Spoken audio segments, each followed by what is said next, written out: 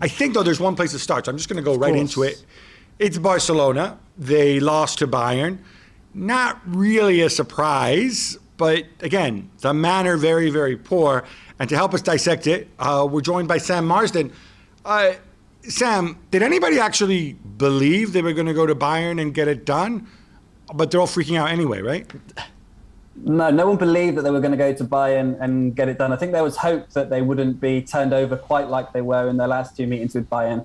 And there was even more hope that perhaps Dinamo Kiev could go to Benfica and maybe get a draw. I think that's where Barca fans were looking on Wednesday night. They were more hopeful in Kiev getting a result than in Barca getting a result. But yeah, I mean, the nature of the result. I mean, Xavi's only had 5 games as coach, so you couldn't expect wholesale changes or them to be a completely different side. But I think his arrival kind of gave them perhaps a slight fake belief that they would be able to at least compete. I mean, that's the word Xavi likes using. They have to compete. Even if they can't beat the top teams, the top Bayern Munich, the Premier League sides, they need to be able to compete with them better. All right. That's a good segment. That's a good segue, rather. And to my next point, because I'm going to lay my cards on the table. Xavi's one of those guys who's one of my heroes as a player. I really, really liked him. I really liked Roy Keane.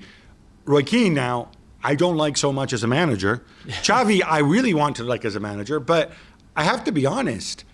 Guys, did he make, starting with you, Sam, did he really make a huge mistake at the weekend when Betis are coming? He looks at Betis, he says, no Nabil Fekir, who's their best player.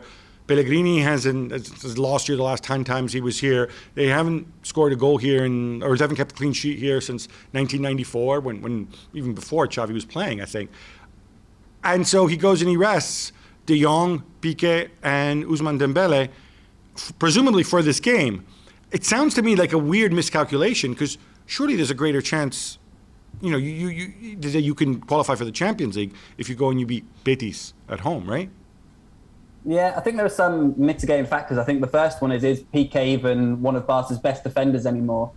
The second one is Xavi said after that game that they both had a slight knock. We don't know how much that was, and he didn't want to risk them ahead of the Bayern game, which read that as you will. And obviously with Ousmane Dembele, there's the risk of, injury and stuff. He's obviously been so affected by injuries during his time at Barcelona. His starting against Bayern Munich was actually the first game he started this season. So whether he was ready for more than half an hour against Betis is another thing. But yeah, he probably benefited from an hour ahead of that Bayern game. And perhaps it was a miscalculation, yeah. They are out of the Champions League for the first time since 2001, not making it to the knockout stages, which is huge financially, and we will talk about that later. But it's not on this Bayern game. We knew that they were never going to beat Bayern in the two games anyway. We knew that Benfica would probably do the same. So it was all going to be down to the Benfica games and the Dinamo Kiev games, which they won both. Right. And then you go to Benfica when the Dutch guy was still there and get hammered 3-0. This is where you lost this qualification. I'm not disputing that, but you still expect to see more of a performance to give you some hope and maybe a heroic defeat or something, right? But where I slightly disagree with you is I think if you ask Xavi, would you rather win the Bayern game or the Betis game, he would go at the Bayern game every day, of course, because that means... Right, but one is far more realistic than the other. Well, yeah, of course. But if you don't beat Betis, you still have plenty of matches in the La Liga to come back and still finish top 4.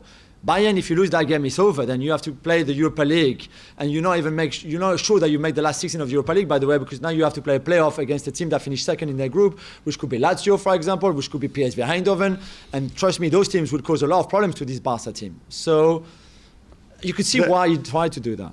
Hey, Sam, there's obviously a massive air of negativity now. I'd like you to do a weird exercise and just tell me, give me reasons for Barca fans to be hopeful now.